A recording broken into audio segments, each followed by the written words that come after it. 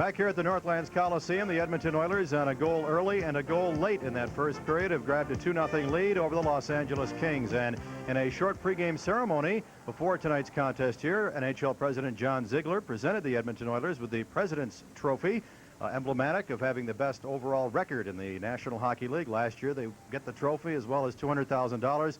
And Mr. Ziegler is kind enough to join us for a few moments here this evening. John, a few questions. Number one, the Pat Quinn situation. We understand it's in the courts. Can you shed any light on the progress of it? Well, the fact that it's in the court, Nick, is such that it's thus appropriate for me not to comment on it. I guess my legal training is such that I'd prefer not to talk about it while it's still in the courts.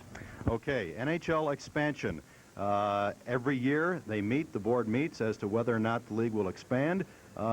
Down the road, will we have more teams in the NHL? Well, at the present time, the board's position is that we're not considering expansion. And what we do have a committee that's looking at whether or not the league is in a strong enough position to even start thinking about expansion. And that committee will be reporting to the board in December. And the things they look at is, are we financially sound? What's our player talent? What about our internal legislation? And so on. But I don't see a great momentum for us to be expanding. I think we're still trying to make sure that we're doing a good job in the cities where we are. Now, the National Football League had a strike for about three and a half weeks. Really, I don't think much was resolved. And the NHL has been one of the, if not the only, professional leagues that has gone pretty much strike-free over the years. I can't recall any type of strike, even threat of it. Did the NHL, did people in the front offices learn anything from the NFL?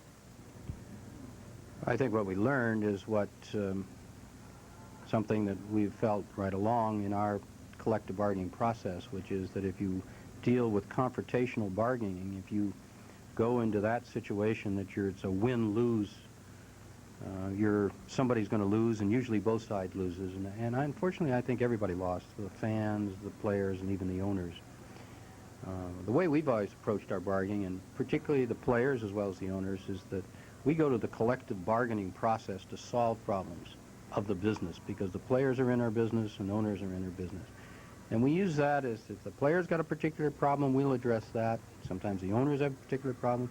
And the players have been receptive and have said, we'll listen, and made compromises. And I think that's why we've had a 20-year history of strike-free, confrontation-free. Now, players threaten to strike, and that's what they should do. But one of the keys is, as I've mentioned before at times, is that we signed a 5-year collective bargaining agreement last summer. Within 3 months, we were back at the bargaining table working on that agreement, worrying about, has this worked out? What about this? And that's been the history for 20 years. We sign them, and we go in, and we change them right along. We don't wait until they're just about to expire and say, okay, well, let's collect all our problems and see what we can do. I hope that continues to work. All right. Unfortunately, we're out of time. Mr. Ziegler, thanks for stopping by for a few minutes. Well, thank you. I'm glad to be on Prime Ticket and glad that you're doing such a good job for the Los Angeles Kings. Thank you. John Ziegler, the president of the National Hockey League, has been our guest.